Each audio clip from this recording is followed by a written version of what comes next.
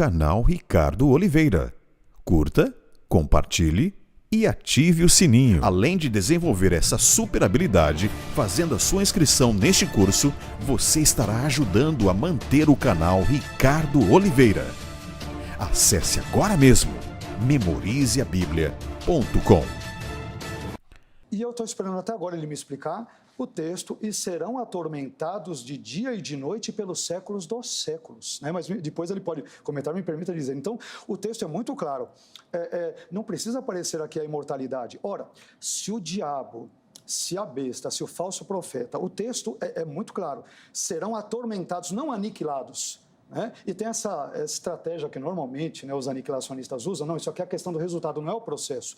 Mas o texto fala de processo, serão atormentados. Onde está o processo? De dia e de noite pelos séculos dos séculos. Quem? O diabo, a besta, o falso profeta e os ímpios, porque Jesus vincula Mateus 25, versículos 31, 46 e outros a esse texto. Então, esse sofrimento ad infinitum não é filosofia grega, ou filosofia barata, ou uma exegese imposta ao texto. Os termos são muito claros, serão atormentados de dia e de noite pelos séculos dos séculos. Então, eu tenho que extirpar esse texto e fazer de conta que ele não existe.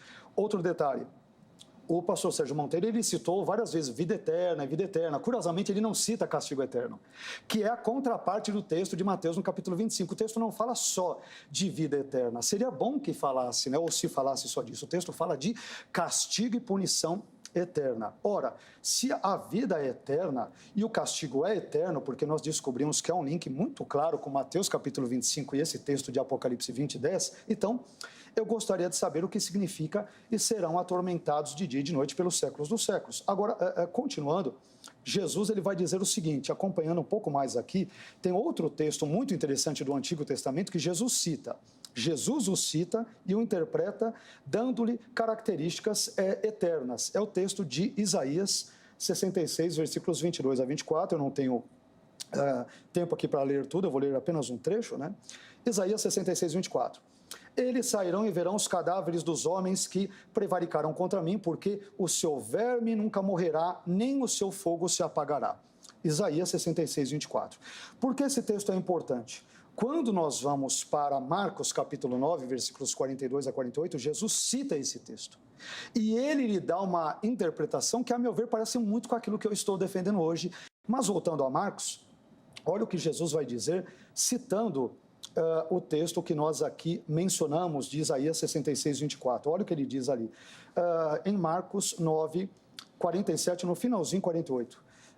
Diz lá que os dois serão lançados no inferno, tendo dois olhos ali ser lançados no inferno, onde não lhes morre o verme, nem o fogo se apaga. E aqui Jesus está citando Isaías 66, 24. E antes disso, olha o que ele diz, Jesus diz em Marcos 9, 43. E se a tua mão te fizer tropeçar, corta, pois é melhor entrares maneta na vida do que, tendo as duas mãos, ires para o inferno, Geena, para o fogo inextinguível, topir to asbeton, para o fogo inextinguível. E aí eu pergunto, diante desse texto, ora, quando nós lemos Isaías, é dito lá que o verme não morre e o fogo não se apaga. Isso não é uma figura de linguagem, não fala sobre resultado. Né? Então, porque o sujeito ele vai em algum momento sofrer e depois ele será aniquilado, o estado de aniquilação é que durará para sempre. Não é disso que o texto fala. O texto fala muito claramente que o verme não morre, porque ele nunca se sacia de causar tormentos, numa linguagem simbólica, é evidente. E o fogo também ele é inextinguível. E Jesus, quando vai citar isso, Jesus faz questão de dizer em Marcos 9 que a ideia é de um fogo inextinguível, inextirpável. É a exegese, a leitura que Jesus faz de Isaías 66. Ora, se isso envolve um sofrimento, digamos que parcial, momentâneo, periódico, e depois isso descamba na aniquilação, qual o sentido dele usar o elemento inextinguível? Qual o sentido? E ele está citando Isaías 66 nesse caso. Então, a meu ver, é muito claro, não se trata de a imposição de uma perspectiva imortalista ou grega, essa perspectiva bíblica. A Bíblia cita várias vezes: o verbo nunca morre, o fogo nunca se apaga. De novo, numa situação metafórica, é evidente que nós sabemos disso, mas existem vários textos sobre isso. Ora, como lidar com eles nesse caso? O texto de Mateus 25 era irrefutável, esse dá para refutar? Mateus 25 junto a Apocalipse, porque a referência é irrefutável. Mas Perfeito. esse dá para refutar? Esse daqui também, pela linguagem de Jesus, eu entendo que não. Eu imagino para onde ele vai caminhar o argumento.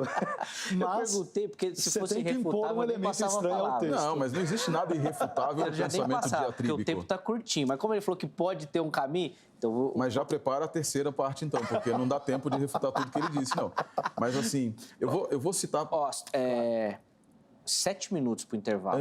Para o intervalo, não é para o fim?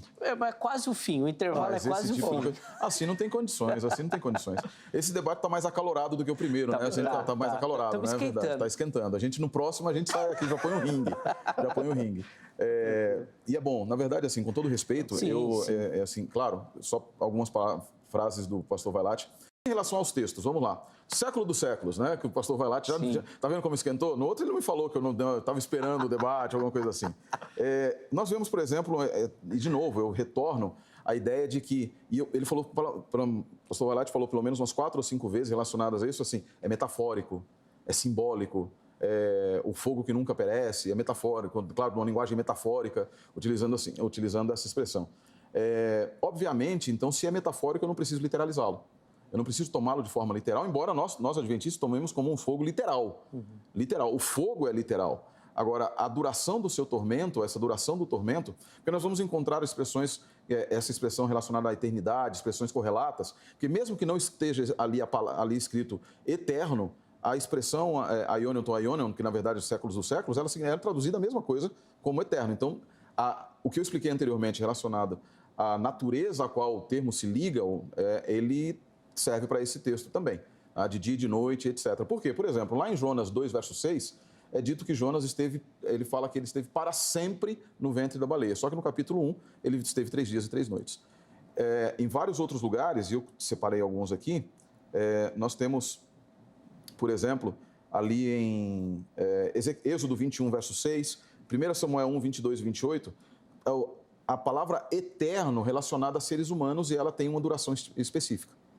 Então, tudo aquilo que está relacionado ao ser humano, tudo aquilo que não está relacionado a Deus, quando ele é adjetivado por eterno, adjetivado no sentido de predicação aqui, por eterno, ele não necessariamente significa por ad infinitum. Ele não vai ter esse significado. É dessa maneira como nós entendemos todos os textos que na Bíblia falam a respeito de eternidade. E assim, por que eu não falei aqui, já o pastor Vailate me acusou de não haver utilizado punição eterna. Na verdade, eu falei, porque é contrastando vida eterna de punição, explicando a questão do substantivo de verbal. Então, assim, a vida é eterna porque ela está associada à continuidade da presença de Deus. E o resultado do processo inverso, o resultado do inverso, ele é um resultado de afastamento de Deus, e esse afastamento de Deus é que em si é eterno. E esse afastamento de Deus produz a não existência. Ok? Então, assim, utilizando aqui a metáfora dada pelo professor Vailate em relação ao Apocalipse, e a compreensão de que Aion está sempre associado na determinação da sua duração a algo que está... A natureza do substantivo ao qual ele está associado, ele não me leva a entender que eles sejam eternos. Por quê? Por isso que eu trouxe Hebreus 1, verso 7. Porque os anjos não são eternos. E os demônios não são eternos. O ser humano não é eterno naturalmente. Apenas Deus possui a imortalidade. E Deus, graciosamente, concede àqueles que buscam nele essa imortalidade que é oferecida de acordo com João 3, verso 16. Eu não tenho mais tempo, mas assim, existem alguns textos que nos mostram a ideia de que eles são aniquilados, nada é deixado no fogo. Por exemplo, em Jeremias 4, verso 4, 17, verso 27, não vou ter tempo de ler, e Ezequiel 20, verso 48. São queimados até a raiz. Em Zacarias também, queimados até a raiz, não será deixado nem ramo, nem raiz. Ou seja, são completamente... O fogo que vem, ele para de queimar, ele vai parar de queimar quando aquilo que lhe dá, e aí a expressão metafórica utilizada também pelo professor Vailate, que ele diz, o verme não cessa. E logo em seguida ele qualificou dizendo, isso é metafórico. Obviamente que é uma hipérbole dada para dar a intensidade do castigo que vai ser trazido, e não necessariamente a sua duração. Claramente a Bíblia, então, ela nos mostra. Por quê? Se nós tivéssemos tempo para voltar à questão da natureza do ser humano, o ser humano não foi criado de maneira imortal. E se o ser humano não foi criado de maneira imortal, e nós já tivemos debates aqui sobre isso, e não só comigo, mas com outras pessoas também, Gênesis 2, verso 7 é basilar. O ser humano não possuía uma alma, ele é uma alma em si. Claro que tem todas as questões, mas a alma que pecar morre. Lá em Ezequiel 18, verso 4. Há a morte da alma. Mateus 10, verso 28, que fala que, Mateus 10, na verdade no contexto inteiro, diz que não tem mais aquele que pode fazer perecer a alma.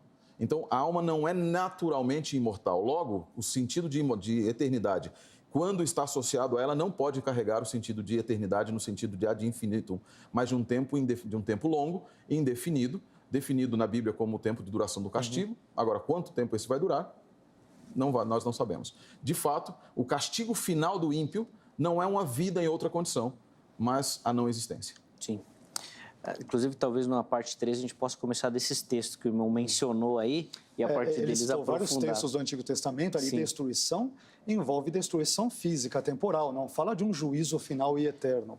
É outra história. Mas nós vamos precisar ter outro tempo para explicar. Ele está pegando casos temporais e conferindo-lhes um ar escatológico e final. Mas é possível considerar, porque, como eu disse, a Bíblia não descreve vidas. Pronto. Falei que a parte 3 vai começar daqui, gente. Eu falei que a parte 3 precisa ter o ringue. E quero terminar com alguns textos que falam a respeito do destino dos ímpios. E não vou ler os textos, apenas citar algumas coisas delas.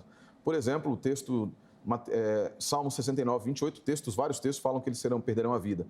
Deuteronômio 7, 10, Jó 44, verso 9, Mateus 10, 28, que nós lemos aqui, Lucas 9, 25, Romanos 9, 22, diz que serão destruídos. Salmo 37, 22, 28 e 34, 104, 35, Provérbios 2, 22, Isaías 29, 20, Obadias 10, diz que serão eliminados, utilizando a palavra hebraica tsamar, que quer dizer eliminar, aniquilar, efetivamente. Diz que perecerão em Jó 4, verso 9, diz que serão consumidos em Jó 20, 26, em Apocalipse 20, verso 9, que serão devorados, serão exterminados, serão extintos, lá em Salmo 37, Ezequiel 32, 7, serão feitos em cinza, se tornarão em pó, Isaías 5, 24, Malaquias 4, verso 3, e corrigindo um texto que eu disse que era Zacarias, na verdade é Malaquias 4, 1 a 3, tá? Serão estrados para os pés do justo, desaparecerão no Salmo 37, 20, 58, 7, 73, 20, Isaías 16, 4, 29, 20, 41, 12. Aí um texto que eu acho fantástico, dizendo assim, eles não terão futuro, e a doutrina da imortalidade da alma e do tormento consciente colocam que terão um futuro. Não, vai haver um futuro, mas não diferente.